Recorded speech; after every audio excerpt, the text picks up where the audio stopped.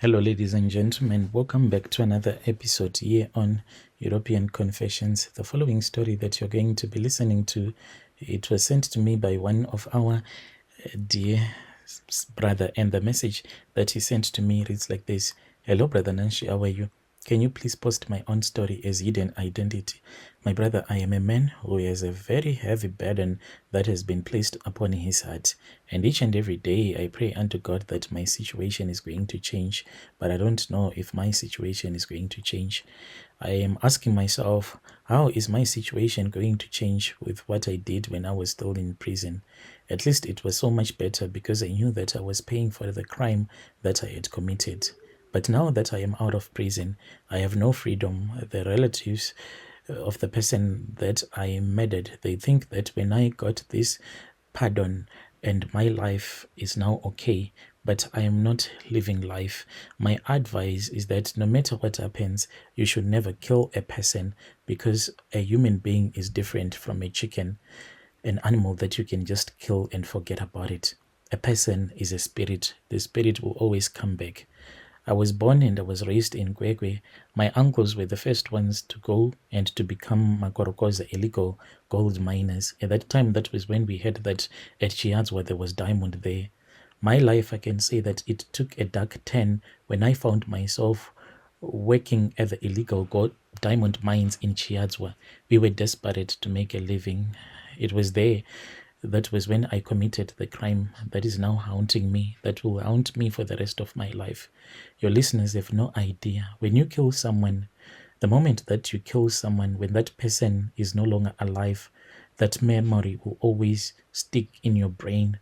You might be a hardened criminal, but there are times when you sit down alone and when you think, then you will start to think about the person that you killed.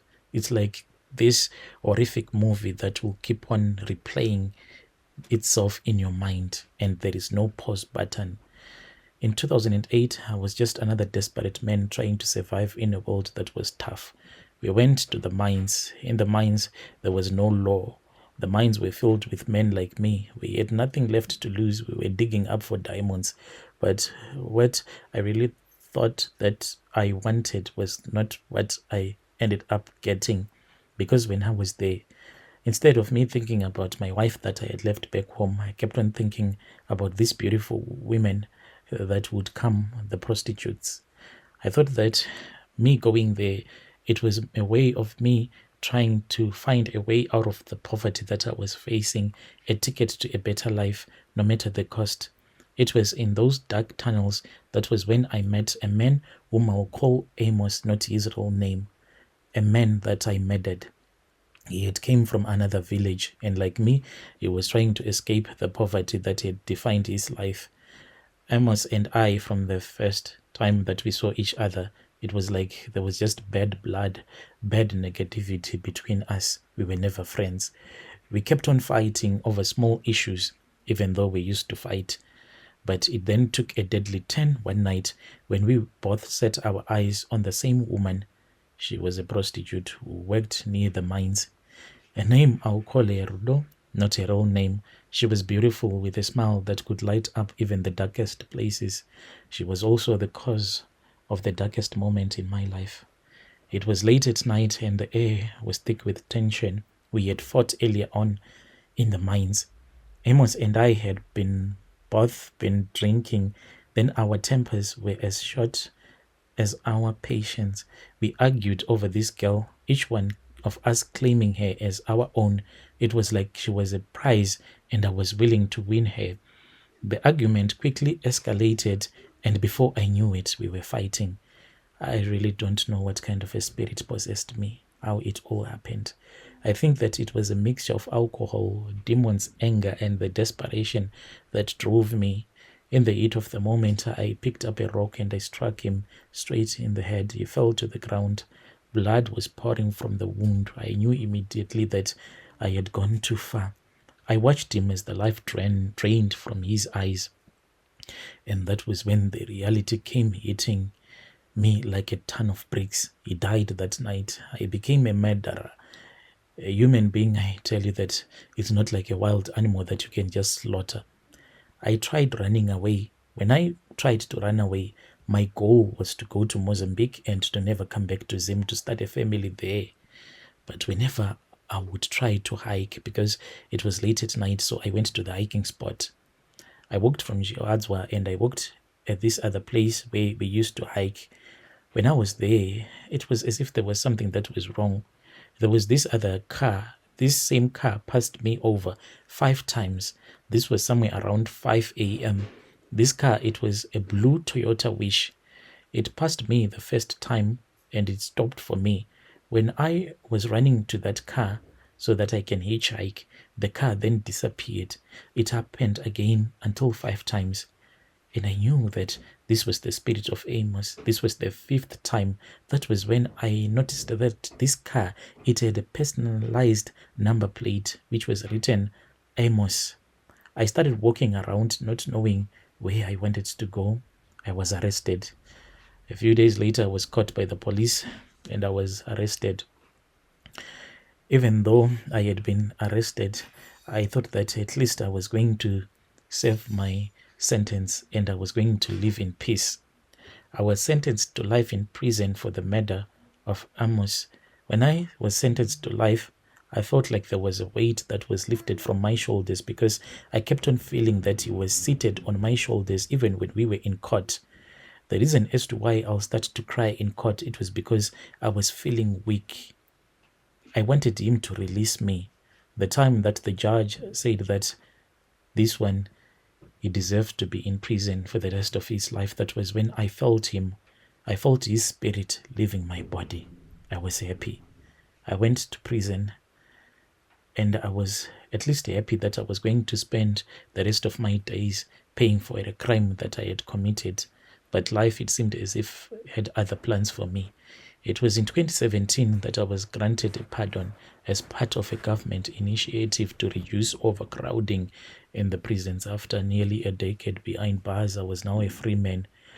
The relatives of these men that I had murdered, they were angry.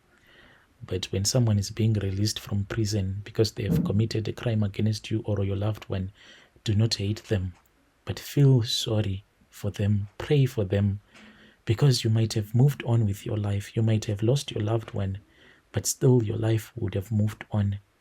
But as for that person who would have committed the crime of murder, when you have murdered someone, I guarantee you, life does not go on. Life stops. Life stops the day when you would have murdered someone. That is when life stops. It does not continue. I was released. This freedom that was given to me has not brought me any peace. The moment that I stepped from the prison premises, Amos was waiting for me. When I was arrested, I only had $1 in my pocket. So then they kept that money and then they gave me. So when I was walking, I then saw this other man. He was pushing a cart that was full of bananas. And I said, let me just buy one. I then called to that man. The man stopped for me. But what worried me was that this guy, when he stopped for me, he did not even turn around. He just stopped walking. And he was just looking to the ground. I walked fast, and when I reached the place where he was, from his body structure, I whispered to myself and I said, this is the man that I murdered. This is Amos. When he turned around, I said, how much is the bananas? He turned around and he said that 50 cents for 4. When he looked at me, that was when I saw that this was Amos, the man that I had murdered, and he just appeared. From that day until today, every night, the man that I murdered, he comes into my dreams, his face always covered with blood. That is the most terrifying thing about it, because he comes into my dreams and he says, come, I want to go with you somewhere. Then I find myself at that same bottle store where we were busy drinking beer. He walks up to me and he fights with me. Then I murder him. And when I stab him, I am the one who feels the pain each and every time when I stab him or hit him with a rock. So this has been happening in my dreams. Sometimes I see him, like physically. When I am alone, I see him. He will always be standing in the corner of my room or walking behind me on the street, especially at night. I have tried to go to church because when I was in prison, I had started going to church and I had given my life to Christ. But it is not working. I don't know why God is ignoring me. The guilt that I have, it is too heavy.